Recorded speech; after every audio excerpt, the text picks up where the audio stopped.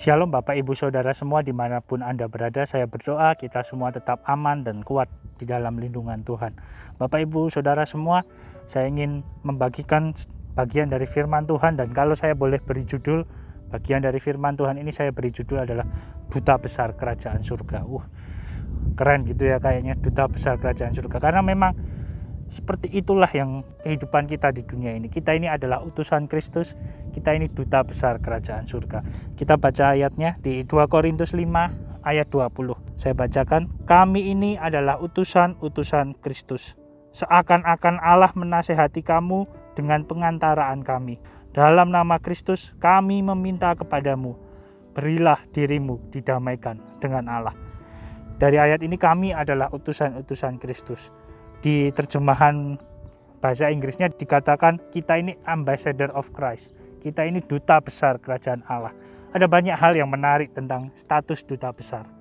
Tapi sebelum itu, karena kita membahas bahwa kita ini adalah duta besar, bahwa kita ini adalah utusan Allah, yang ingin saya bagikan yang pertama, status yang kita dapat bukan karena kualifikasi kita. Kalau duta besar di dunia, ya berpendidikan tinggi, punya banyak pengalaman, punya segudang prestasi, tapi status kita sebagai duta besar, status kita sebagai anak Allah, kita mendapatkannya karena kasih karunia. Baru setelah itu, kalau Bapak Gembala sering katakan, kelakuan yang benar, tindakan yang benar dimulai dari keyakinan yang benar, dimulai dari status yang benar. Status kita ada diberikan. Saya adalah anak dari orang tua saya. Saya tidak mendapat status anak karena saya berusaha menjadi anak. Ya karena saya anak aja, karena saya dilahirkan oleh orang tua saya. Saya mendapat status anak karena diberikan. Karena saya diberi status anak, karena saya memang anaknya papa mama saya anaknya orang tua saya. Begitu juga dengan kita. Status kita menjadi manusia yang diselamatkan. Status kita itu adalah diberikan. Baru setelah itu, karena saya merasa saya sudah dikasih oleh orang tua saya sudah merasa saya diberi status anak, maka saya ada perasaan saya nggak mau mengecewakan orang tua saya. Sehingga saya harus berkelakuan baik untuk menjaga nama baik orang tua saya. Begitu juga dengan duta besar. Menariknya, dia ada di suatu tempat, tapi hukum yang berlaku bukan hukum di negara itu. Misalkan duta besar Australia ya, dia ada di Indonesia, tapi hukum yang berlaku bukan hukum di Indonesia, tapi hukum dari negaranya, Australia. Kalau ada kedutaan besar Australia di Indonesia, di Jakarta, itu kan dia punya sebidang tanah besar untuk urusan kenegaraan Australia. Tanahnya itu bukan tanah Indonesia. Tanahnya itu tanah milik pemerintah Australia. Menarik sekali. Kalau orang Indonesia nih ya mau mengganggu kepemilikan tanah di kedutaan besar Australia, maka itu adalah ajakan perang dalam tanda kutip. Karena itu sudah melanggar teritori, walaupun tempatnya di Indonesia. Mereka nggak berurusan lagi dengan seorang duta besar itu, tapi berurusan dengan negara yang melindungi orang. Menariknya, Bapak Ibu Saudara semua, kalau kita duta besar kerajaan surga, kita ada di dunia ini, kita hidup di dunia ini, tapi hukum yang mengatur kita harusnya hukum kerajaan surga. Hukum yang mengatur kita, mengatur tata cara kita, adalah hukum kerajaan surga, bukan hukum dunia ini. Mungkin Bapak Ibu Saudara semua, ada kita bertentangan dengan hukum kerajaan surga. Tapi karena kita adalah utusan, kita harus tunduk kepada hukum kerajaan surga. Sama seperti duta besar. Mungkin duta besar Indonesia ini nggak setuju dengan kebijakan pemerintah. Tapi karena dia adalah duta besar di negara tersebut, mau nggak mau dia harus menuruti. Karena ini bukan tentang saya, ini bukan tentang kepentingan saya, ini tentang kepentingan orang yang saya representasikan di belakang. Oleh sebab itu kalau kita sering baca surat menyurat antar negara kan bukan on behalf of Presiden Jokowi, tapi on behalf of Indonesia. Demi kepentingannya Indonesia, bukan demi kepentingannya Presiden Jokowi. On behalf. Sehingga kita hidup di dunia ini, seperti kata Paulus, kita ini utusan-utusan Kristus. Kita hidup on behalf of Christ Kingdom. Kita ada demi kepentingan kerajaan surga, demi kepentingan kerajaannya Tuhan. Jadi ini bukan tentang kita harusnya tunduk, kita hidup di dunia ini, tapi kita nggak tunduk dengan aturan dunia ini. Kita tunduk dengan aturan kerajaan surga. Lalu dunia mengajarkan, hidup hanya sekali, YOLO ya, you only live once. Sehingga itu kan orang-orang muda sering, you only live once. Hidup seenaknya, hidup semaunya. Kita nggak seperti itu. Kita tunduk karena hidup kita memancarkan representasi kerajaan surga. Seperti Paulus sendiri kan tadi mengatakan bahwa kita ini seperti seolah-olah berkata on behalf of Christ. Hendaknya dirimu diperdamaikan dengan Allah. Paulus mengatakan, aku ini berbicara seperti memang seolah-olah aku ini beneran kerajaan utusan Allah.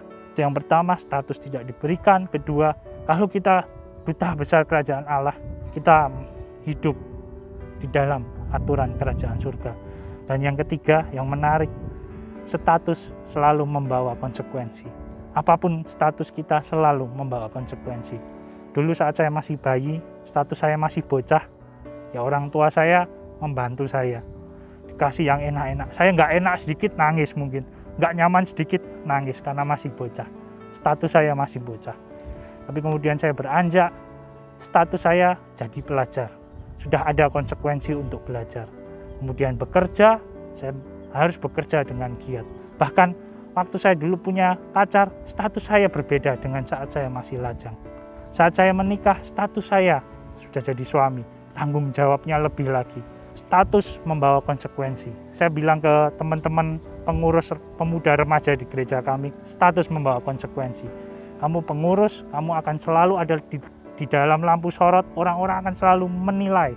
Bahkan mereka akan menjudge. Oleh sebab itu, hiduplah sesuai firman Tuhan. Karena status membawa konsekuensi. Jangan menjadi batu sandungan buat orang lain. Jangan menjadi batu sandungan untuk orang, wah, jebol anak Tuhan kayak begitu. Ternyata pengurus gereja kok bisa seperti itu. Ini hanya contoh yang saya sharingkan. Status kita adalah utusan kerajaan Allah. Kita membawa konsekuensi, kita membawa tanggung jawab. Oleh sebab itu Paulus pernah bilangkan, jangan jadi batu sandungan. Karena ada representasi di belakang kita. Kerajaan surga. Orang akan menilai. Jadi 3 hal tentang duta besar, bahwa status itu kita diberikan. Bukan karena kita hebat, satu-satunya kualifikasi kita menjadi anak Allah karena kita menerima Yesus sebagai Tuhan dan Juru Selamat. Yang kedua, kita hidup di dunia, kita hidup in this world, tapi kita bukan untuk dunia. Kita untuk kerajaan surga. Sehingga hukum yang mengatur kita adalah tata cara kerajaan surga. Dan yang ketiga, status membawa konsekuensi. Status kita anak Allah, status kita utusan Kristus loh. Akan selalu ada konsekuensi di belakang yang mengikuti. Konsekuensi tanggung jawab dan banyak hal. Oleh sebab itu Bapak Ibu Saudara semua, di tengah-tengah masa pandemi seperti ini, kita sedang mengalami masa-masa sulit, bertindaklah seperti yang Tuhan ajarkan. Bertindaklah seperti yang kerajaan surga ajarkan. Tetap kuat di dalam Tuhan, tetap berharap di dalam Tuhan, karena itu adalah karakter utusan-utusan Allah. Itu adalah karakter duta besar kerajaan surga. Kita datang ke dunia ini sebagai utusan Allah. Kita datang ke dunia ini untuk memberitakan kabar baik. Dan tetaplah aman di dalam Tuhan, Bapak Ibu Saudara semua, dimanapun Anda berada. Mari kita berdoa. Tuhan, terima kasih Tuhan buat firman-Mu ini Tuhan. Kami percaya Tuhan, kami adalah utusan Kristus Tuhan. Kami percaya kami adalah umat pilihan-Mu Tuhan. Oleh sebab itu Tuhan, berikan kami hikmat-Mu Tuhan, berikan kami sukacita-Mu, berikan kami kasih karunia-Mu untuk menjalani kehidupan kekristenan kami. Tuhan, berilah kami hikmat untuk menimbang yang baik dan yang benar. Berilah kami kasih karunia-Mu Tuhan untuk selalu bergantung hanya kepada firman-Mu Tuhan. Karena kami adalah utusan Kristus, kami bekerja bukan untuk kepentingan kami bekerja bukan untuk merepresentasikan kami bekerja hanya untuk merepresentasikan kerajaan Allah, demi kemuliaan Allah yang lebih besar lagi. Terima kasih Tuhan, jagai kami sepanjang pandemi ini Tuhan, berikan kami hikmat kuasa-Mu untuk menimbang keputusan yang baik dan yang benar di tengah-tengah masa sulit. Berikan kami endurance untuk menghadapi masa-masa sulit ini Tuhan. Berikan kami sukacita-Mu untuk selalu bersukacita baik di tengah masa kesulitan Tuhan. Kami percaya Tuhan, Engkau beserta dengan kami penuh dengan kasih karunia-Mu Tuhan. Jagai kami, lindungi kami Tuhan. Terima kasih Tuhan, terima kasih Yesus. Di dalam nama Tuhan Yesus Kristus, kami berdoa dan mengucap syukur. Haleluya. Amin.